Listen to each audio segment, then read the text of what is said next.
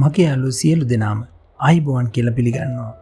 අදත් SCH Astro YouTube නාලිකාවෙන් ඔබ වෙත ගෙනෙනු ලබන්නේ විශේෂ වැඩ කටයුත්තක් ආරම්භය සඳහා නිවසේදීම සුබ වේලාවක් සාදා ගන්නා ආකාරය පිළිබඳවයි. ඔබ තවමත් අපගේ YouTube නාලිකාව subscribe කරනු නැතිනම් මෙවැනි වීඩියෝවක් දාපු සැනින් ඔබට notification එකක් ගෙන්වා ගැනීමට අපේ නාලිකාව subscribe කරලා තියාගන්න. bell icon එකත් all දාලා තියාගන්න අමතක කරන්න එපා. ඉතින් අද වීඩියෝට යමු. මොකක්ද මේ හෝරාවක් කියන්නේ? හෝරාවක් කියන්නේ පැයක් යන්නයි. එනම් එක් සූර්ය උදාවක සිට අනෙක් සූර්ය උදාව දක්වා කාලය 24කින් බෙදූ විට ලැබෙන කාලය තමයි මේ හෝරාවක් ලෙස සඳහන් කරන්නේ. එහි පළමු හෝරාවක කොටස දිනාධිපතියාට ලබා දෙයි. එනම් ඒ දිනයට නියෝජනය කරන ග්‍රහයාට එම හෝරාව ලබා දෙනු ලැබේ. ජ්‍යොතිෂයට අනුව ඉරිදා දිනයේදී තමා සතියක් ආරම්භ වෙන්නේ. එවිට ඉරිදා දිනයට අධිපතියා ලෙස රවිට තමා ලබා දීලා තියෙන්නේ. ඒ වගේම සඳුදා සඳුට ලබා දීලා තියෙනවා. අඟහරුවාදා කුජට ලබා දීලා තියෙනවා. බදාදා බුදට ලබා දීලා තියෙනවා. බ්‍රහස්පතින්දා ගුරුට ලබා දීලා තියෙනවා. සිකුරාදා සිකුරුට ලබා දීලා තියෙනවා. සෙනසුරාදා ශනිට ලබා දීලා තියෙනවා. මේ ආකාරයට ග්‍රහයන්ට මෙම දිනවල ආරම්භයේ දින භුක්තිය ලබා දී ඇත. ඉන්පසු යෙදෙනුවේ දිනයක් කර දිනයක් ආපස්සට යන ආකාරයට තමයි ඊට පස්සේ මේක පෙළගස්සලා තියෙන්නේ. ඒ කියන්නේ දැන් ඉස්සරෝම අපි පටන් ගත්ත කියන්නේ රවිකින් ඊට පස්සේ සිකුරු වෙනවා. ඒ කියන්නේ රවි කියන්නේ ඉරිදා, සෙනසුරාදා, සිකුරාදා. සිකුරාදා තියෙන්නේ සිකුරුටනේ. එතකොට සිකුරුට දෙනවා. ඊට පස්සේ සිකුරුගෙන් පස්සේ සිකුරාදා බ්‍රහස්පතින්දා බදාදා බුදට දෙනවා. ඒ විදිහට තමයි මේක දීලා තියෙන්නේ.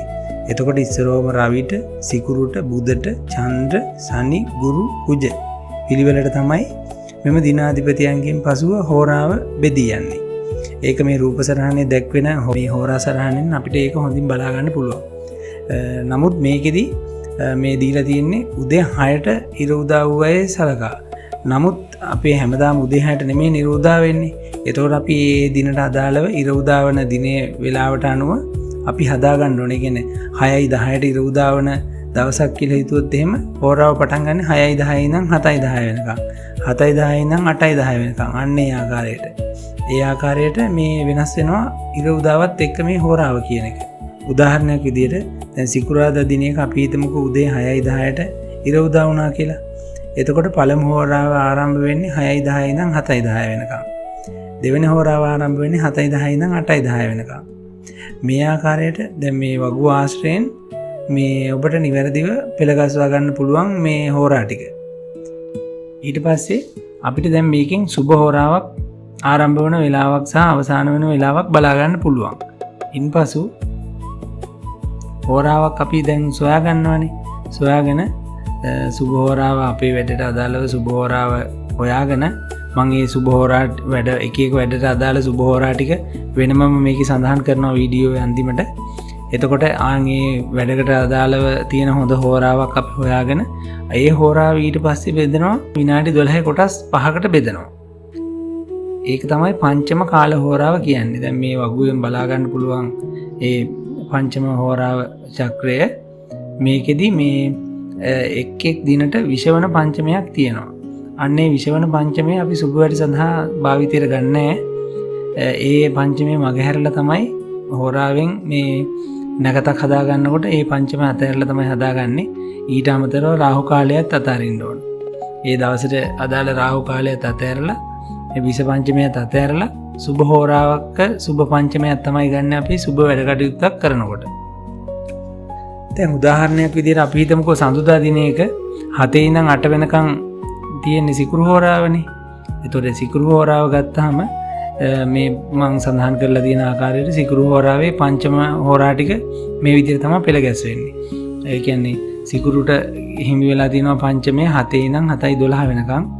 ඊට පස්සේ ශනිට හිමි වෙලා තියෙනවා 7:12 ඉඳන් 7:24 වෙනකම්. රවිට හිමි වෙලා තියෙනවා 7:24 ඉඳන් 7:36ට.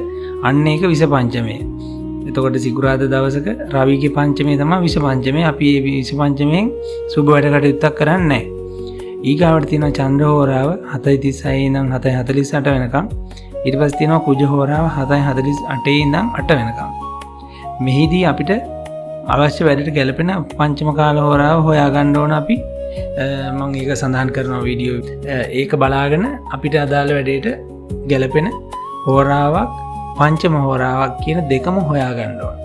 ඒ දෙකම හොයාගෙන ඉවර වෙලා අපිට පුළුවන් අපේ මේ සුබ වැඩ කටයුත්ත කරගන්න.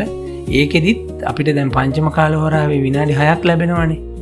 එතකොට මැදාගේ තමයි අපි ඒකෙදි ගන්න ඕන. හරිනම් ඕකේ කරන්න ඕන නැත්තේ සූර්ය උදාවේ වෙනස බලලා ඒ වෙනස අඩු කරලා ඊට පස්සේ තමයි මේ මධ්‍යයාගේ ගන්න ඕන.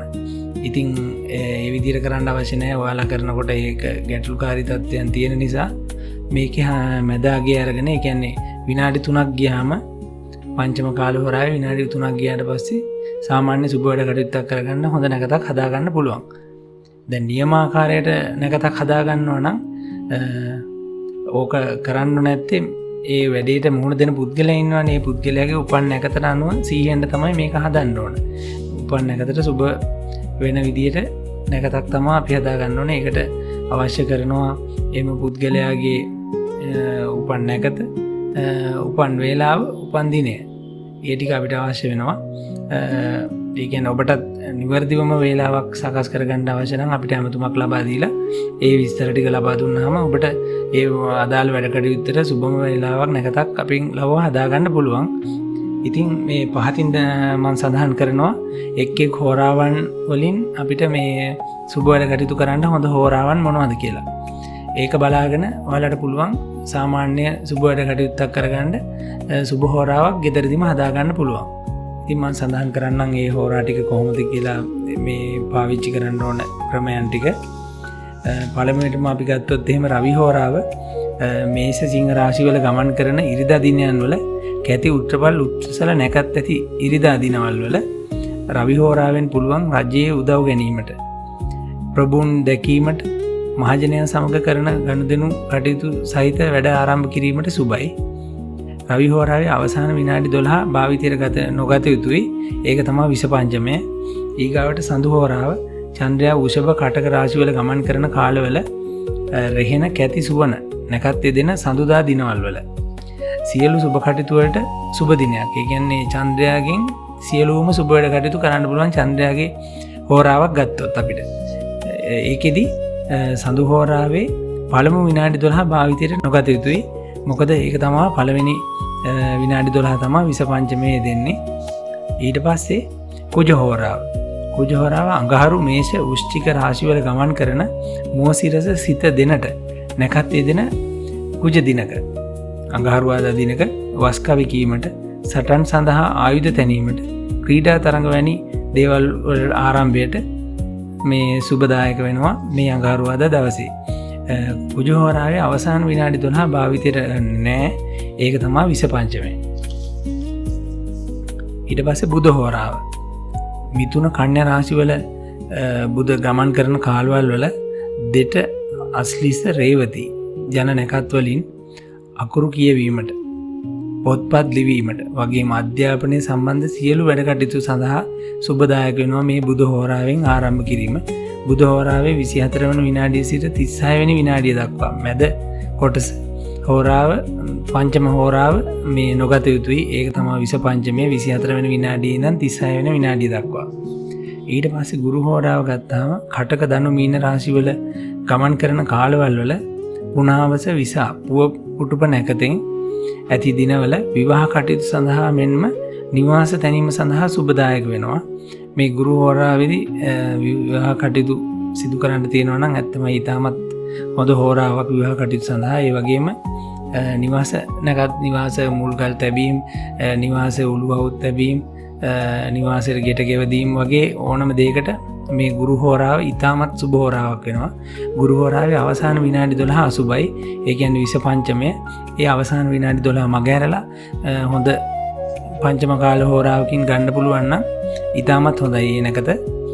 ඊට පස්සේ සිකුරු හෝරාව වෘෂභ තුලා මීන රාශිවල ගමන් කරන කාලයක බෙරණ පුවපල් පුවසල නැකතකින් නිවාස තැනීමට, ගොඩනැගිලි ඉදිකිරීමට, විවාහ කටයුතු වගේම ඕනෑම සුබ වැඩකට සුබදායක වෙනවා මේ සිකුරුගේ හෝරාව. විශේෂයෙන්ම කලා කටයුතු, චිත්‍ර, කලාවට අදාළ දේවල් නාට්‍ය මූර්ති ඒ වගේ දේවල් වලටත් ඉතාමත් සුබදායක වෙනවා මේ සිකුරු හෝරාවේ සිකුරු පංචම කාල හෝරාවක් ගන්න පුළුවන් නම් සිකුරු හෝරාවේ මැද විනාඩි 24 සිට 36 දක්වා කාලය අසුබයි. ඒ තමයි 25ම කාල හෝරාව. ඉතින් අපි 25මේ මග ඇරලා සිකුරු හෝරාව යොදා ගන්න පුළුවන් නම් කලා කටයුතු ආදී දේවල් සඳහා ඉතාමත් සුබදායක වෙනවා. ඒ වගේම ශනි හෝරාව ශනි මකර කුම්භ රාශි වල ගමන් කරන කාලවල පුෂ අනුර උත්‍ර පුටුප නැකත් සහිත සෙනසුරාදා දිනයන් වල මහානදම් පිරීම ආරම්භයට භාවනා කටයුතු ආරම්භයට දික්කසාද වීමේ නඩු පැවරීම වැනි දේවල් සඳහා යොදා ගන්න පුළුවන් මේ නැකත. ඒ වගේම ශනි හෝරාවේ මුල් විනාඩි 12 අසුබයි. ඒක 25මේ. ඒකින්ද ඒක පාවිච්චි කරන්නේ නැහැ. ඉහත ආකාරයට ඔබට නිවැරදිවම සුබ නැකතක් සාදා ගැනීමට හැකියාව පවතින අතර ඊටමත් නිවැරදි බලවත් නැකතක් ඒ වගේම වාස්තු පරීක්ෂාවක් අපහරහා සිදු කර ගැනීමට අවශ්‍ය නම් තිරේ ඇති දුරකථන අංකයට දුරකථන ඇමතුමක් ලබා දෙන්න. ඒ වගේම මෙවැනි වීඩියෝ ඉදිරියට නැරඹීමට අපගේ නාලිකාව සබ්ස්ක්‍රයිබ් කර තබා ගන්න. නැවතත් වීඩියෝකින් හමුවමු. ඔබට සුබ දවසක්.